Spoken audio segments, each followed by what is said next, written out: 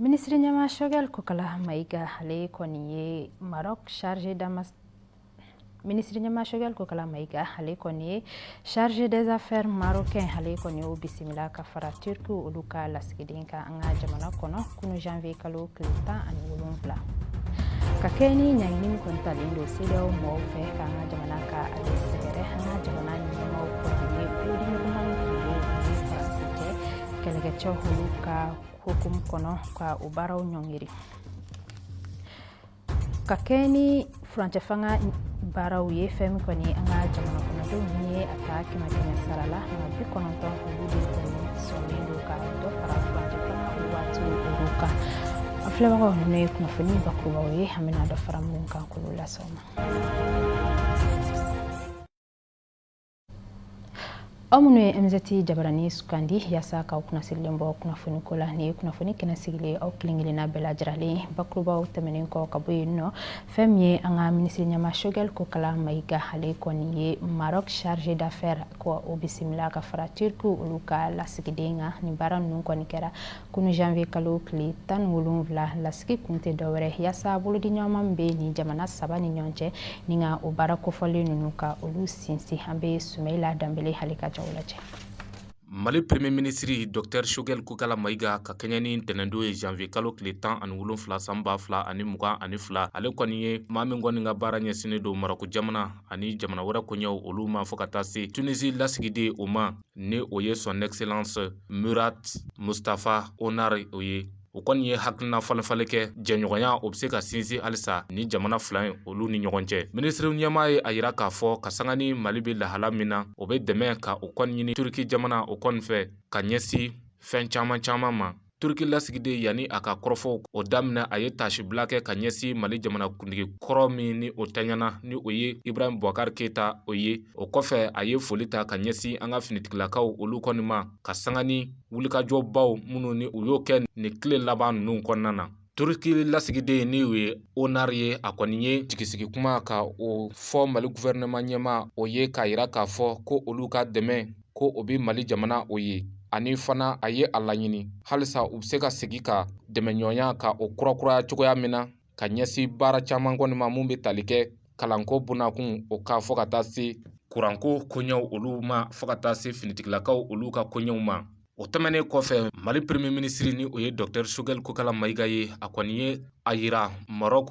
ministre min ka baara ɲɛsinnen do Maroc jamana ni jamana wɛrɛ koɲɛw olu ma k'a yira k'a fɔ Mali jamana bɛ lahala min na cogoya min na ka ɲɛfɔli kɛ o ye a ye o koɲɛw kɔni kan ni o bɛ tali kɛ Abdelila El Kezi ka nin diplomate marocain ni o ye Abdelila El Kezi ye a kɔni ye a kurakuraya k'a fɔ ko Maroc jamana ka dɛmɛ ko o bi Mali o ye ka sanga ni o ye a ye a yira halisa k'a fɔ ko Mali ani Maroc jamana ko olu kɔni gulonnen do ɲɔgɔn na n'i ye a ta k'a lajɛ tarikiw olu kɔnɔna na fɔ ka taa se an ka danbew ni o ye an ka tabiyaw ye wa a ye hakilinajigi kɛ k'a fɔ ko Maroc jamana ko o kɔni sera ka burusi 250 ka o ta ka di Mali étudiants ma ɲinan o kɔnɔna na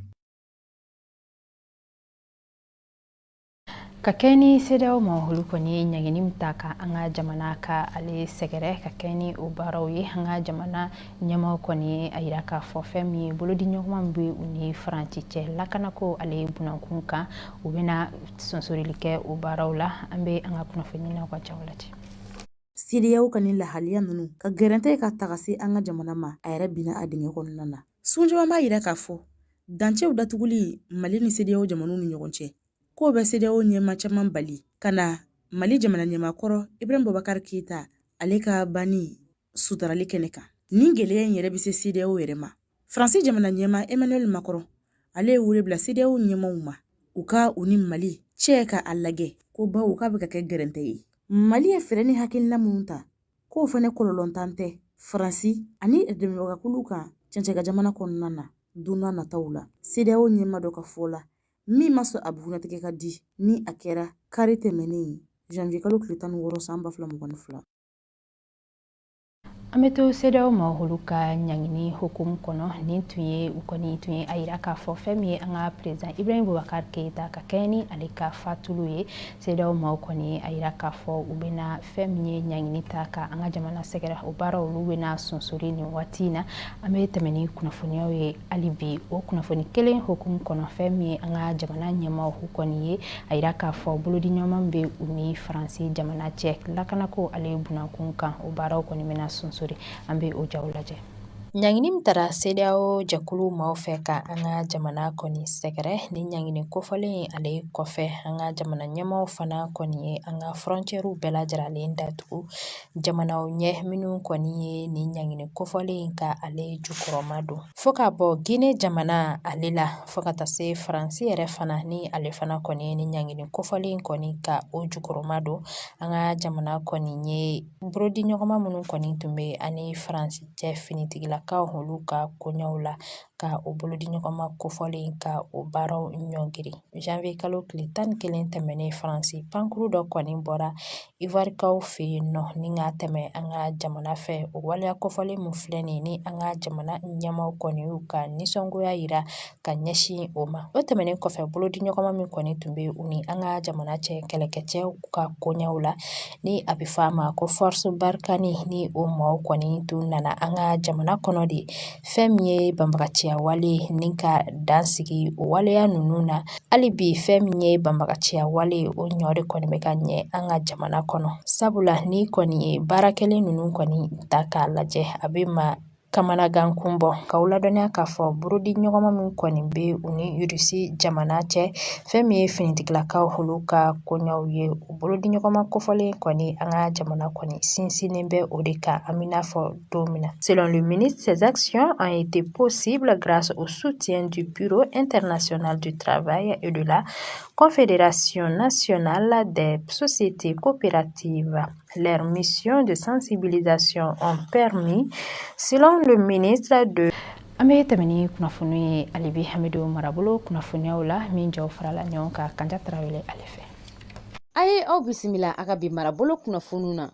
An bɛ fɔlɔ Segu kɛrɛnkɛrɛnnenya na Tomiya dugu kɔnɔna na sibiri tɛmɛlen janvier kalo tile 15 san 2022 ma marifatigi dɔw kɔni ye manjango ye telefɔni yɔrɔ dɔ kɔni na tiɲɛ. Kunnafoniw y'a yira k'a fɔ ko nin ma marifatigi ninnu kɔni nana moto de la yanni u bɛ nin telefɔni yɔrɔ in kɔni na tiɲɛ fɔlɔ u ye nin yɔrɔ in lakɔlɔsila n'an kɔ ma ko gardien u ye o kɔni na sunɔgɔ fɔlɔ ka sɔrɔ k'u ka tiɲɛni kɛ yanni nin yɔrɔ kofɔlen kɔni bɛ lacɛ nin maa ninnu kɔni fɛ maaw kɔni tun ye pankuru dɔ ye sanfɛ n'an kɔ ma ko hélicoptère o kɔni tɛmɛna dɔrɔn nin maa ninnu kɔni ye u ka nin kɛwale jugu in kɔni kɛ manjago dugu kɔnɔna na Tomiyankaw fɛ yen nɔ Segu mara la. N'an bɔra Segukaw fɛ yen an b'an kunda Gawo kɔni kan sanuya baara kofɔlen dɔw kɔni sigila sen kan sibiri tɛmɛlen Gawokaw fɛ yen nɔ kɛrɛnkɛrɛnnenya na Gawo préfecture kɔni kɔnɔna min kɔni sigila sen kan Gawo sifinaka dɔw kɔni ka jɛkulu fɛ minnu ka baara kɔni sigilen don kɛrɛnkɛrɛnnenya na bɛn ani Gawo marabolo kɔni taɲɛ baaraw kɔni ne ma. Gawo préfet kɔni ye nin sifinaka ninnu fo u ka nin kɛwale ɲuman in kɔni na wa a ye weleweleda kɛ jɛrɛjɛkulu wɛrɛw fana ma k'u ka u senda nin sifinaka ninnu kɔni sendayɔrɔ la yaasa bana minnu kɔni n'olu kɔni bɛ sɔrɔ sanuyabaliya fɛ u bɛ se ka tanga olu ma don n'a nataw la cogoya min na Gawo marabolo kɔnɔ. Walasa ka dan sigi bi marabolo kunnafoniw na halisa an bɛ to Gawokaw fɛ yen kɛrɛnkɛrɛnnenya na an sɔngo dugu kɔnɔ feerekɛla dɔ kɔni ka remorque kɔni jininna tasuma la sibiri tɛmɛlen janvier kalo tile 16 san 2022 Gawo dugu kɔnɔna na. Kunnafoniw y'a yira k'a fɔ ma marifatigi dɔw kɔni minnu n'u bugunatigɛ ma dɔn olu kɔni de ye tasuma bila nin mɔbili kofɔlen kɔni na ni ka nin feerekɛla in ka remorque n'a kɔnɔfɛn bɛɛ lajɛlen jeni nga fɛn min bɛ tali kɛ remorque in bolibaga ani a ka degeden na n'an ko ma ko chauffeur ni apprenti olu kɔni niw kisira. Ni de bɛ dan sigi a ka bi marabolo kunnafoniw na. O jaw de bɛ taa n'a ye jamana kɔkan ko kunnafoniw na min jaw farala ɲɔgɔn kan Penda Sidibe ale fɛ.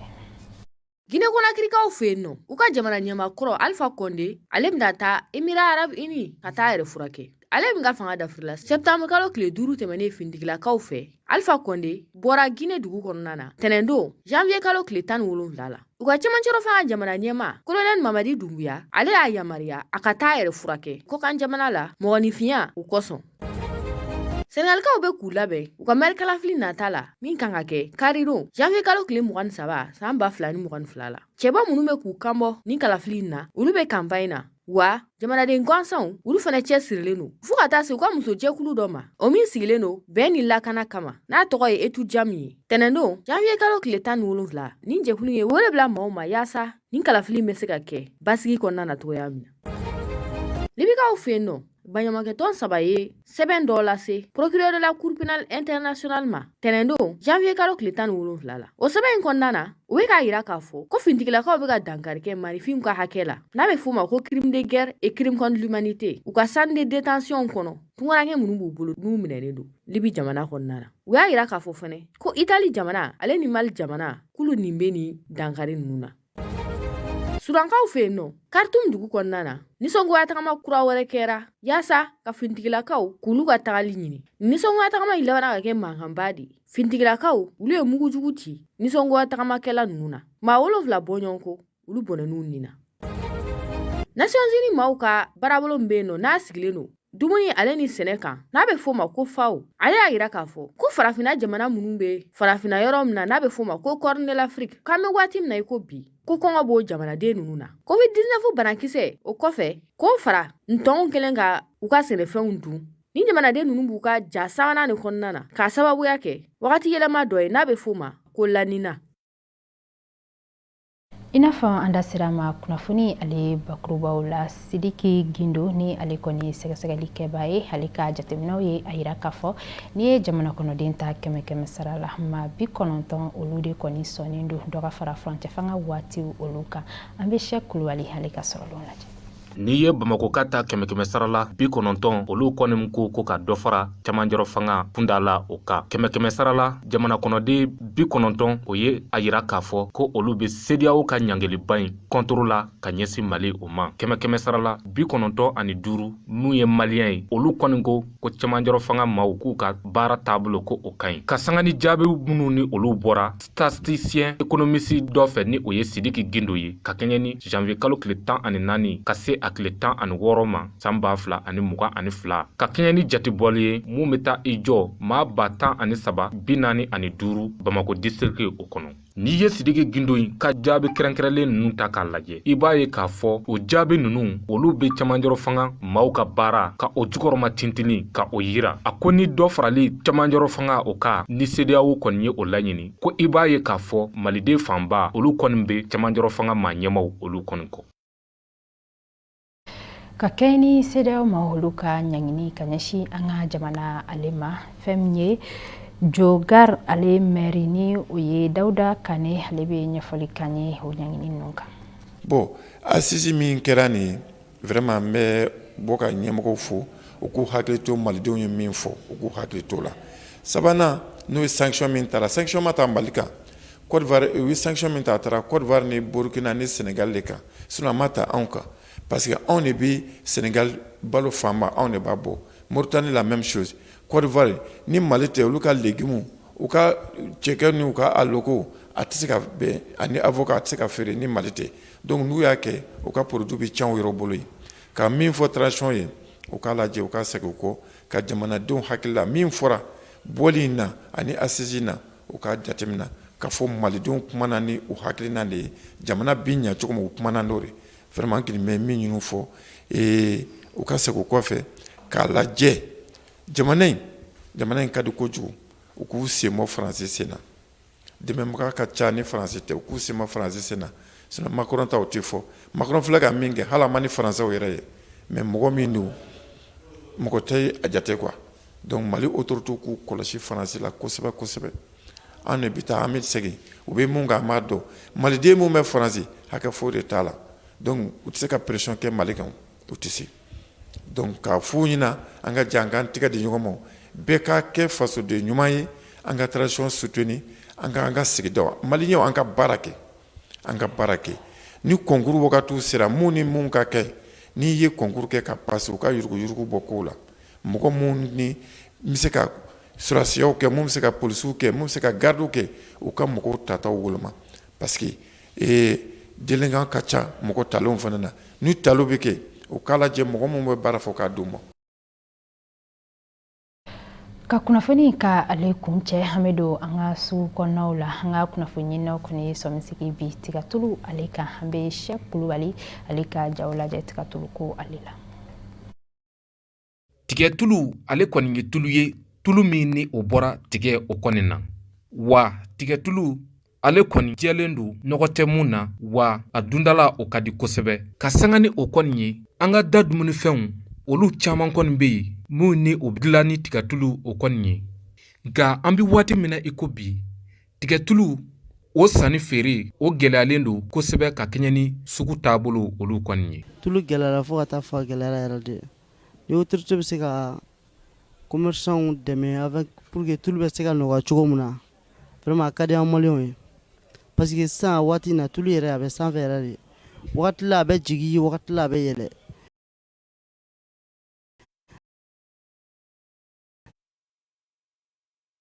N'a sera ka to position kelen kan vraiment a ka di an maliyɛnw ye fana an ka kɔɔriko ka ba don a la pour que an fana fɛ tuluko a bɛ se ka kɛ sababu ye ka étranger ni tulu nɔgɔya an bolo quoi. À l'heure na tulu